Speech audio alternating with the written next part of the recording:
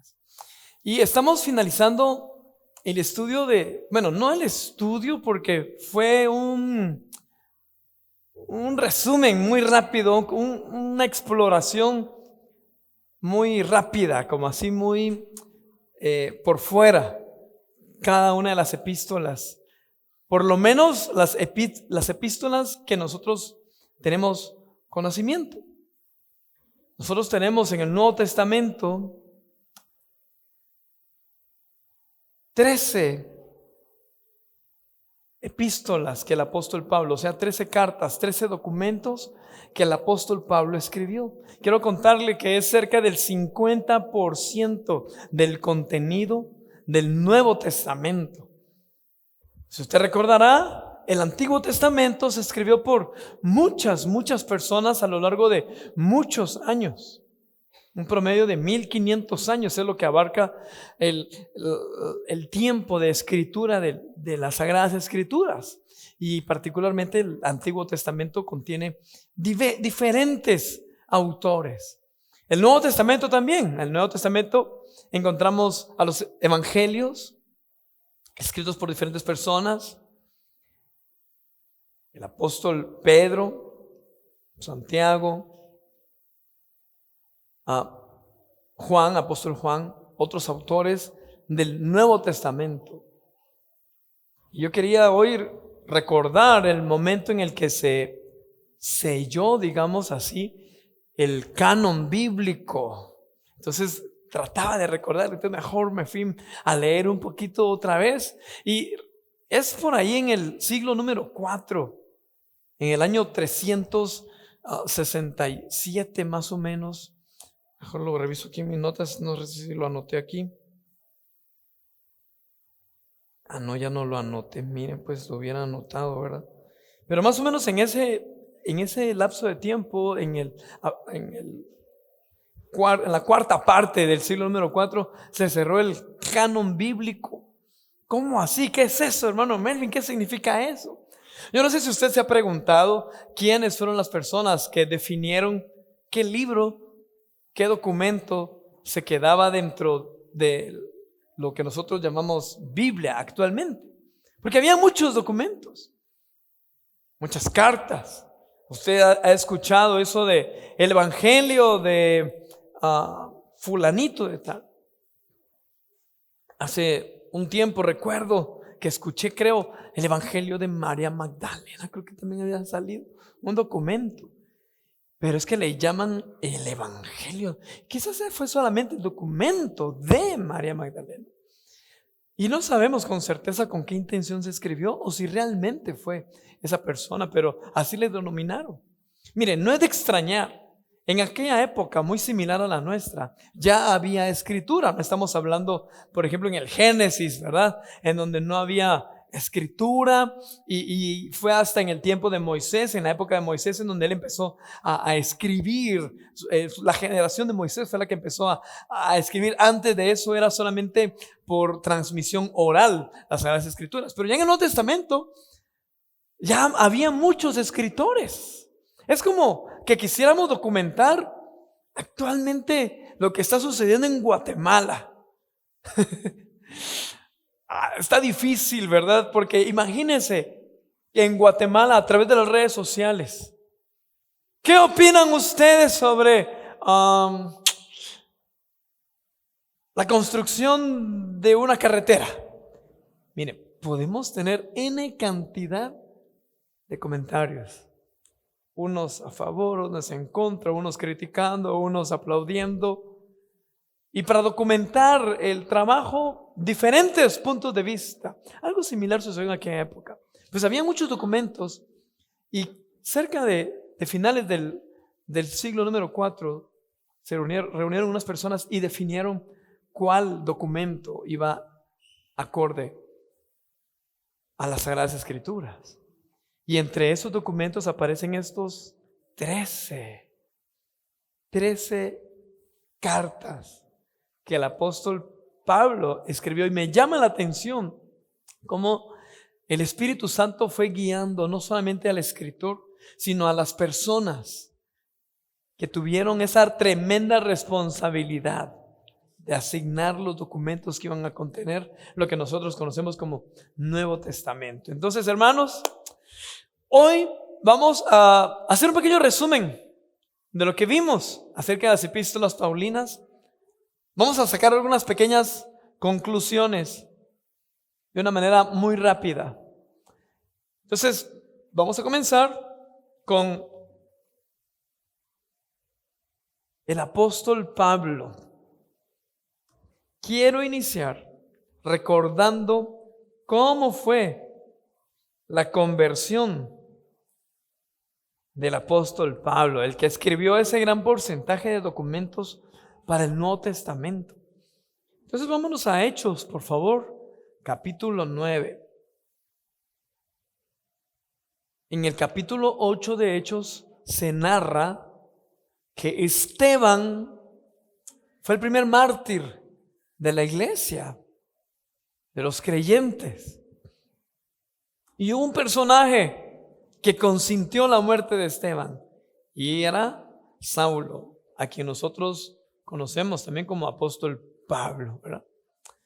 Su nombre con raíz hebrea y ya su nombre de una manera más helenística, más griega, ¿verdad? Saulo, del nombre Saúl. Usted recordará el nombre Saúl, el rey Saúl del Antiguo Testamento, y luego su nombre de manera griega, ¿verdad? Helenística, Pablo. Bueno, entonces dice el capítulo 9, verso 1. Mientras tanto, Saulo, respirando aún amenazas de muerte contra los discípulos del Señor. Ay, Dios hermano, oiga esto.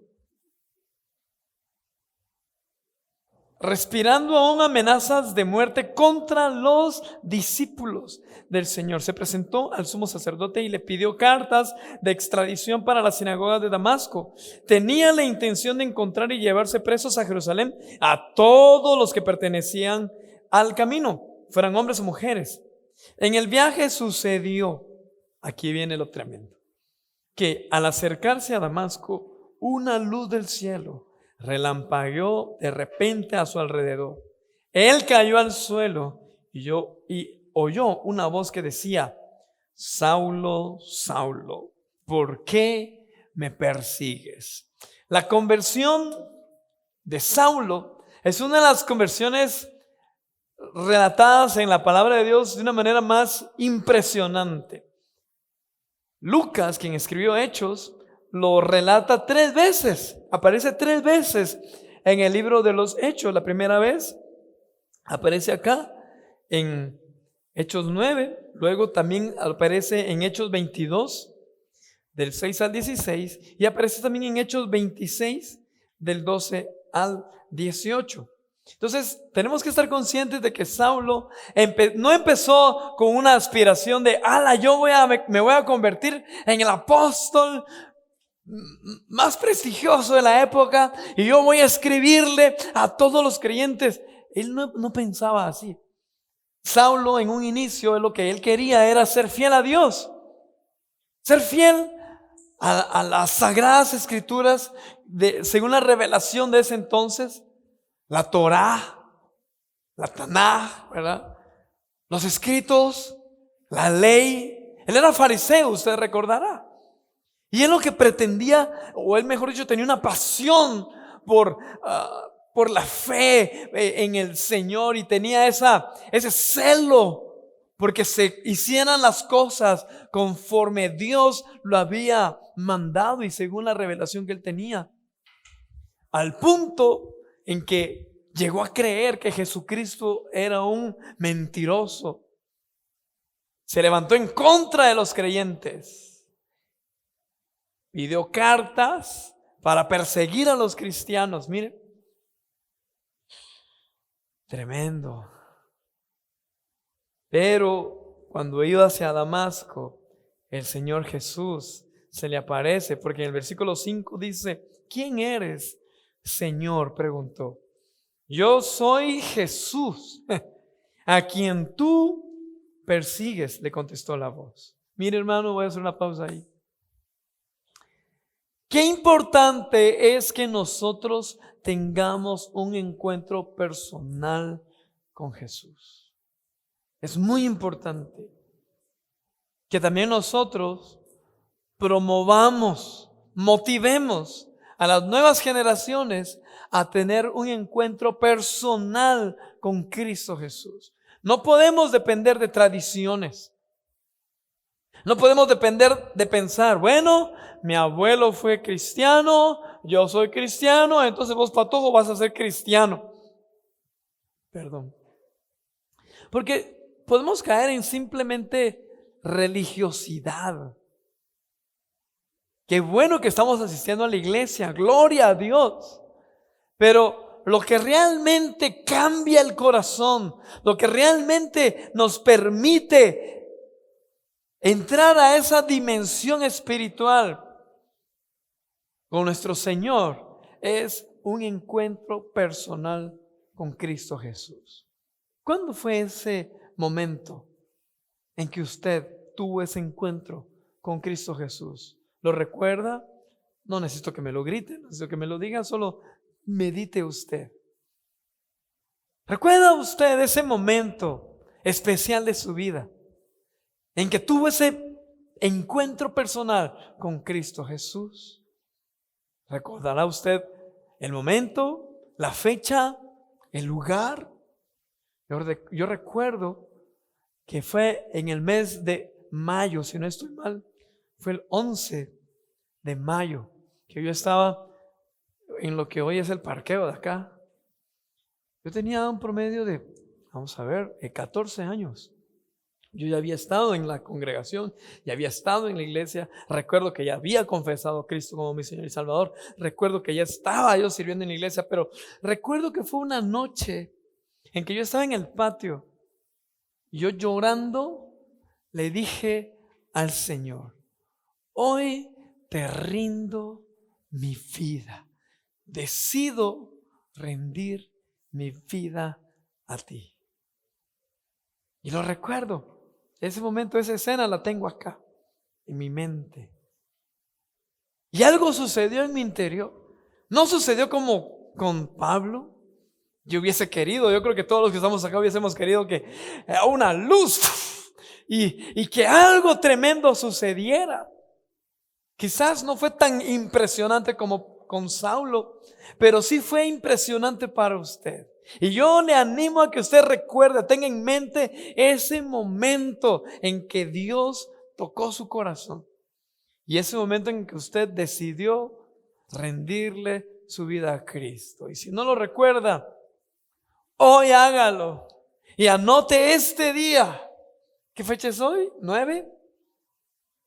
¿Sí?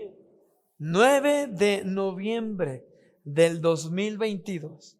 Si usted no recuerda, si usted no tiene en mente cuándo fue que rindió su vida a Cristo, tome como referencia este día y decida: hoy yo entrego mi vida a Cristo. Yo decido rendir mi corazón a Cristo Jesús. Vivo para Él. Amén. Hágalo. El apóstol Pablo no se imaginaba, después de ese acontecimiento, todo lo que iba a suceder. Pues para ir terminando con el puntito de la conversión, dice que la voz le dijo: levántate y entra a la ciudad, y le dio instrucciones. Entra a la ciudad. Saulo entró a la ciudad, dice que no encontraba, no sabía quién, y empezó ahí, se quedó ciego. Y la gente que lo rodeaba se quedó impresionada. ¿Y qué le pasó a Saulito? Lo ayudaron, lo llevaron a la ciudad. Ya en la ciudad Dios le habla, Dios siempre sincronizando las cosas. Dios le habla a un hermano que se llama Ananías y le dice: hey Ananías, ¿has escuchado el nombre de Saulo? Sí, Señor, es un perseguidor de la iglesia. Hoy tienes el privilegio de ir a orar por él. Ay, no, Señor, qué tremendo, y si me hace algo. Se lo estoy parafraseando, ¿verdad? No te preocupes, Ananías, ya está sedito. ¿Ah? Ya está impactado, ya está impresionado. Dirígete a la calle que se llama derecha. Ahí pregunta por la casa de un hermano que se llama Judas, y él va a estar allí.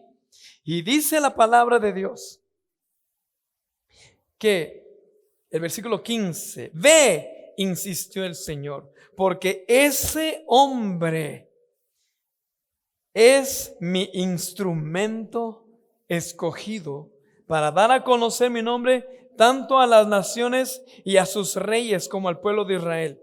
Yo le mostraré cuánto tendrá que padecer por mi nombre. Hermano, tú no te imaginas lo que Dios va a hacer a través de tu vida. Saulo no se imaginaba. Él nunca creyó, yo creo que él se fue a la presencia de Dios sin imaginar que sus escritos iban a perdurar. Usted no sabe, usted y yo no sabemos la dimensión, lo que Dios puede hacer cuando nosotros estamos dispuestos, apasionados por Él. Pero yo sé que Dios hará cosas grandes con nosotros. ¿Quiénes dicen amén? Dios hará cosas grandes con nosotros. Dios hará cosas grandes contigo y a través de ti. Espero que tú lo creas. Versículo 17, Ananías se fue y cuando llegó a la casa le impuso las manos a Saulo y le dijo: hermano Saulo, el Señor Jesús, que se te apareció en el camino, me ha enviado para que recobre la vista y seas lleno del Espíritu Santo. Y dice la Biblia que en ese momento le cayeron como escamas de los ojos y él pudo ver. Y al instante el apóstol Pablo, ese fuego lo mantuvo durante su vida. Tuvo persecución, como lo hemos visto en las sesiones anteriores. Pero tremendo, hermano.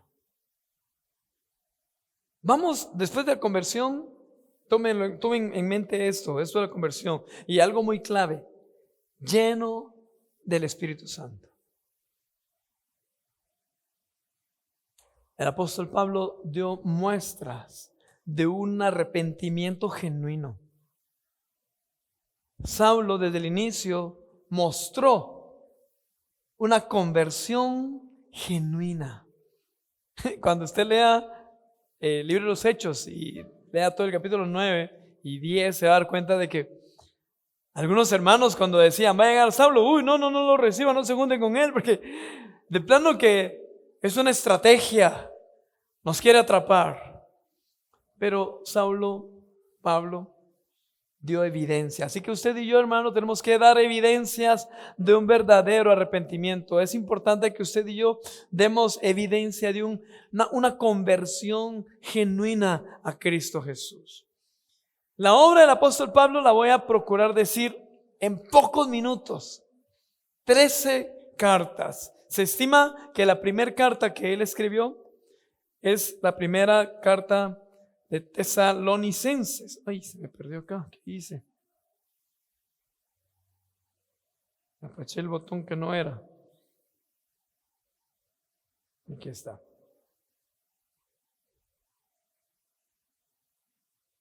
La primera carta a los tesalonicenses. Pablo les exhortó a no dejar de trabajar y que se mantengan puros mientras esperan en la segunda venida del Señor. ¿Se recuerda usted? Cuando hablamos de la primera carta y la segunda carta a los tesalonicenses. Luego, voy a procurar mencionarlo cronológicamente aproximado, en el orden en que más o menos se cree que fueron escritas las cartas. Luego, primera y segunda carta a los Corintios.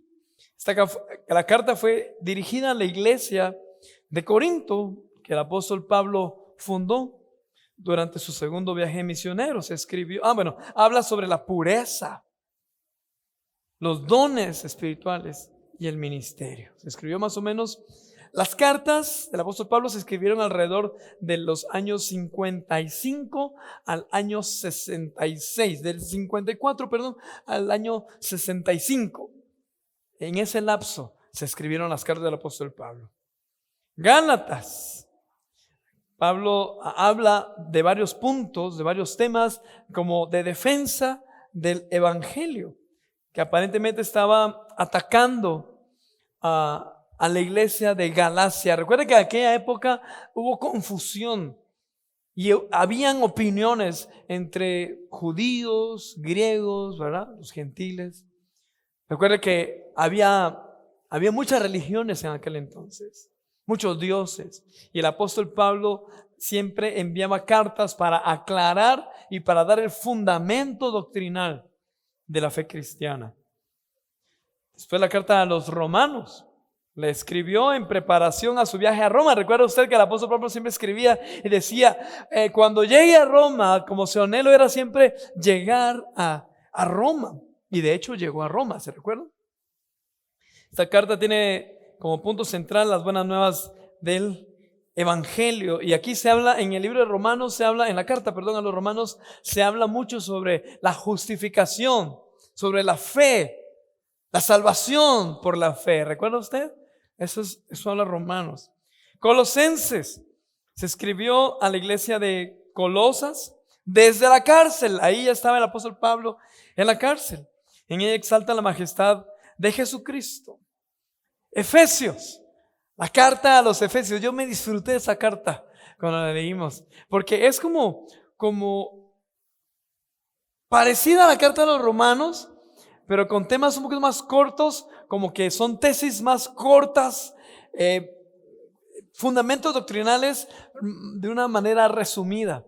En el libro de los Efesios se dan instrucciones del vivir cristiano. Recuerda usted, se habla acerca del matrimonio, acerca de honrar a los padres, acerca de la conducta de los hijos, se habla sobre la armadura de Dios. Filemón es la carta más corta de todas las cartas. Y en Filemón se da instrucciones. ¿Recuerda usted cuando estudiamos la carta a Filemón? Se da instrucciones acerca de un hermano, el hermano Onésimo. Y pareciera, ¿qué tiene que ver esa carta? ¿Por qué aparece en la Biblia? Pero hay unos principios tremendos para la convivencia, para la armonía de la iglesia actual. Primera y segunda de Timoteo. Bueno, primero hay un lapso ahí entre la primera y la segunda carta, pero esas dos cartas también, hermanos, son tremendas. Nos las disfrutamos. Yo espero que cuando usted lea el Nuevo Testamento y cuando usted lea las cartas del apóstol Pablo, yo le animo a que lo disfrute ya ahora con este concepto que usted ya tiene un poco más claro ahora que las estudiamos. Timoteo, si usted recordará, fue un fiel discípulo del apóstol Pablo. Y la segunda carta a Timoteo se considera que fue la última carta, la vimos la semana antepasada. Fue la última carta que el apóstol Pablo escribió y es muy, muy emotiva. La escribió ya a punto de ser, él mismo dice, ser sacrificado. Y luego, penúltima carta que tenemos es la de Tito. Similar a Timoteo, da consejos pastorales. Bueno, fueron alrededor de 4 cartas personales, o sea, dirigidas directamente a una persona. La carta a Filemón, la carta a Tito, la primera carta a Timoteo, y la segunda carta a Timoteo. Las demás fueron dirigidas de una manera general a una iglesia. Bueno, ¿quién iba a decir que aquel hombre que estuvo consintiendo la muerte de un creyente, quién iba a pensar que aquel joven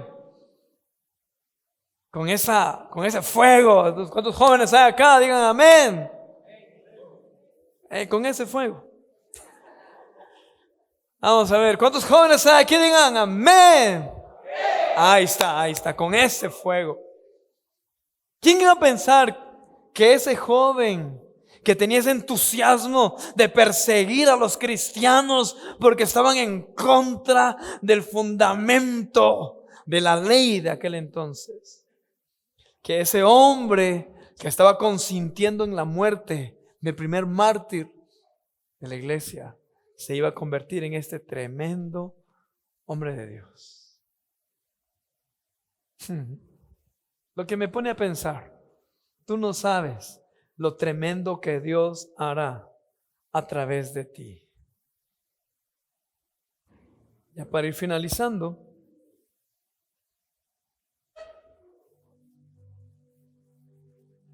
quiero recalcar lo que dice el versículo 17 del capítulo 9.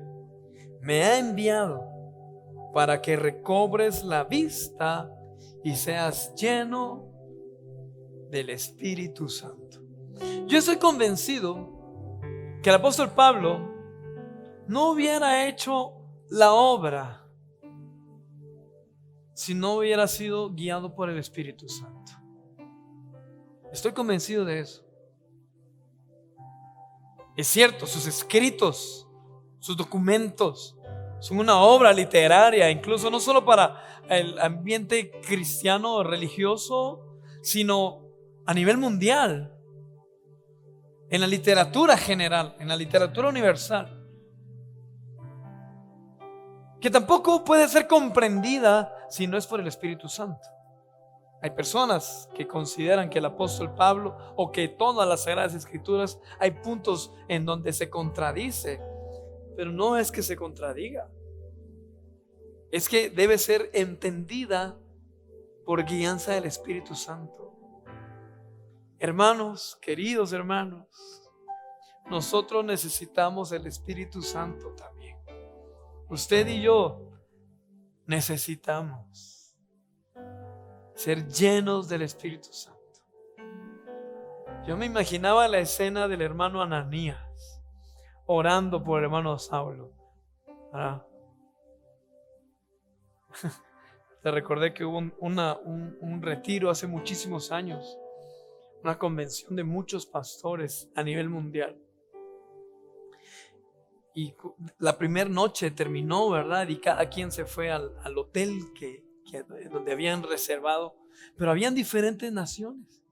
Y a unos hermanos pastores, no recuerdo si eran de qué, Guatemala o de Sudamérica, les tocó dormir en la misma habitación de unos hermanos de una tribu africana que habían sido caníbales. Y cuando ya estaban en el elevador, ay, Señor, que estos se hayan arrepentido de verdad. Ojalá que estos hermanos se hayan convertido de verdad. Yo no sé si tú y yo estamos mostrando realmente un arrepentimiento genuino, una conversión genuina. Si sentimos que no, necesitamos que el Espíritu Santo nos llene, hermanos. Pónganse de pie, por favor. Recuérdese lo que dice Hechos capítulo 1 verso 8. Pero cuando venga el Espíritu Santo sobre ustedes, recibirán poder y serán mis testigos tanto en Jerusalén como en toda Judea y Samaria y hasta los confines de la tierra. Es por el Espíritu Santo, hermanos. Es por el Espíritu Santo. Nosotros no podemos obligar a la gente a que cambie. Podemos enseñarle a la gente cuál es el camino. Y esa es nuestra responsabilidad como ministros del Señor. Mostrarles a ustedes. Pero obligarle a las personas a rendir su vida a Cristo, quizás se pudiera hacer, pero podríamos caer en un error. Hay personas que manipulan a otras personas o que quieren controlar a otras personas. Que Dios nos libre de eso, hermano.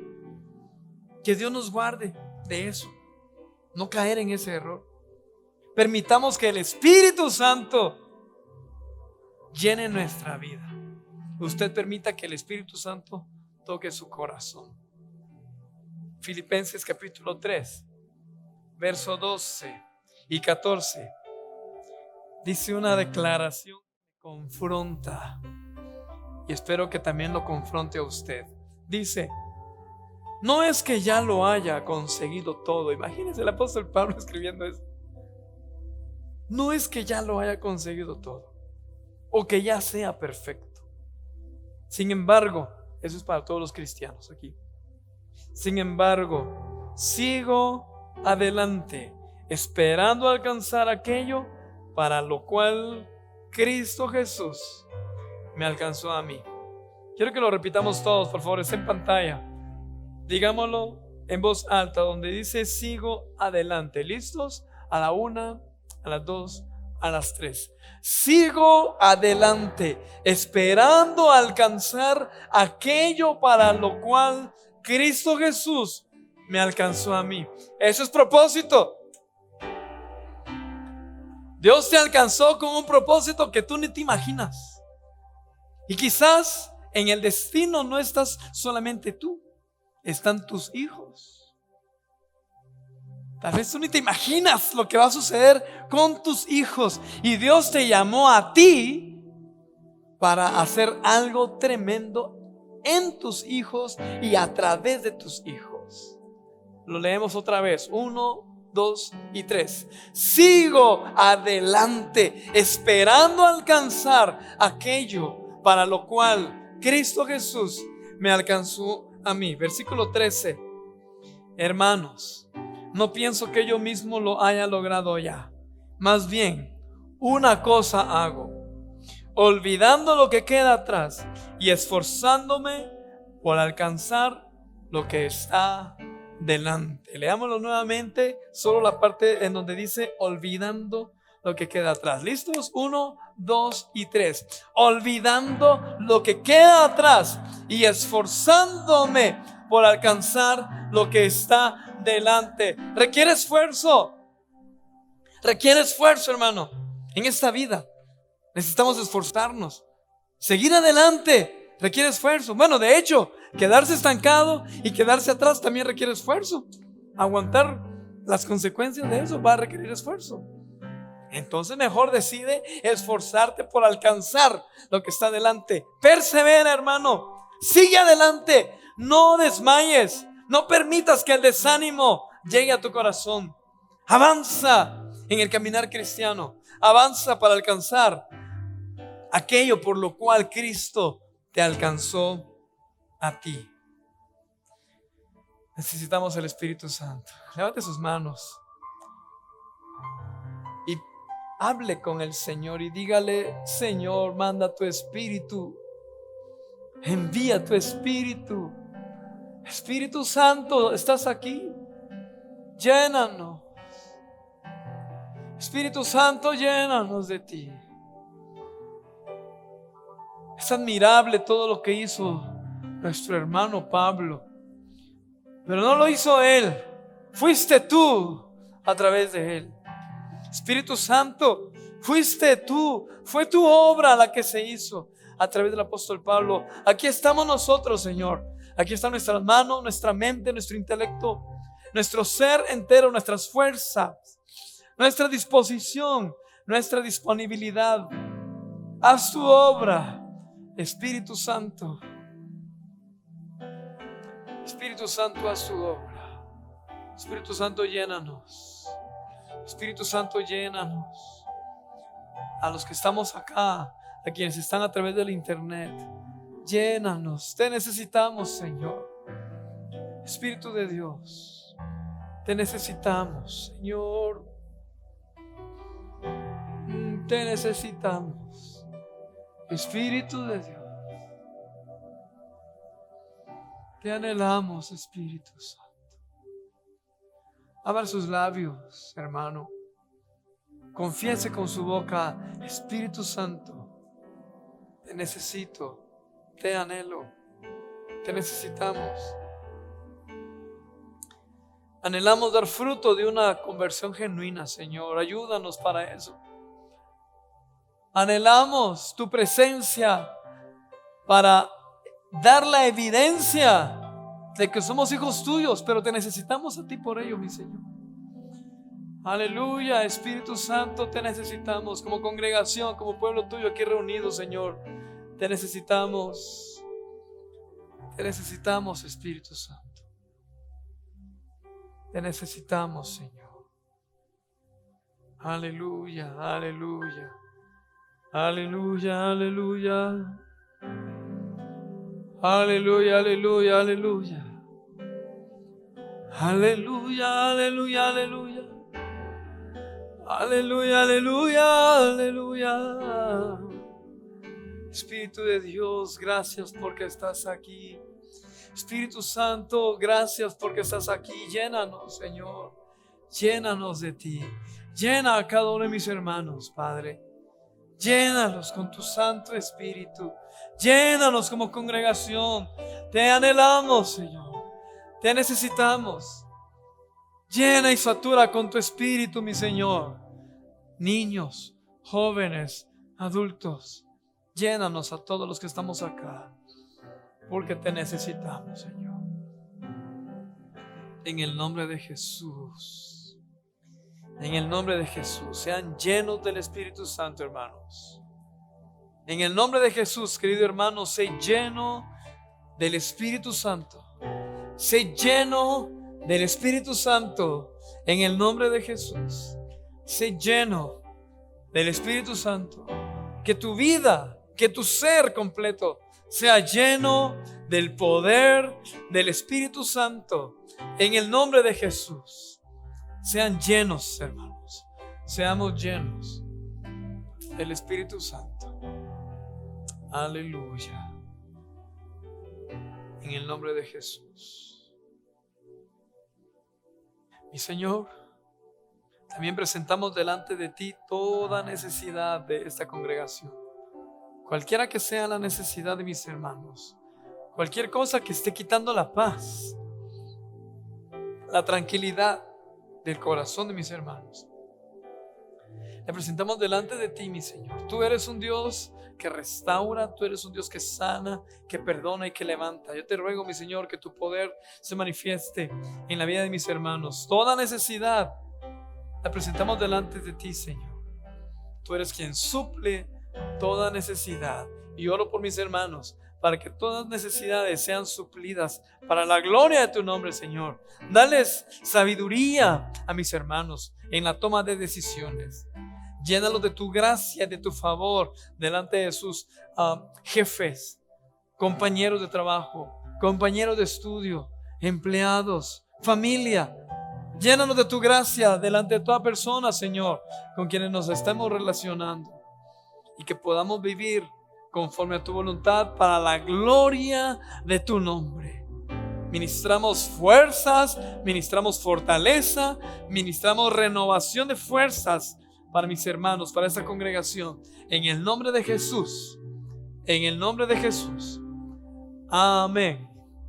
Gloria a Dios.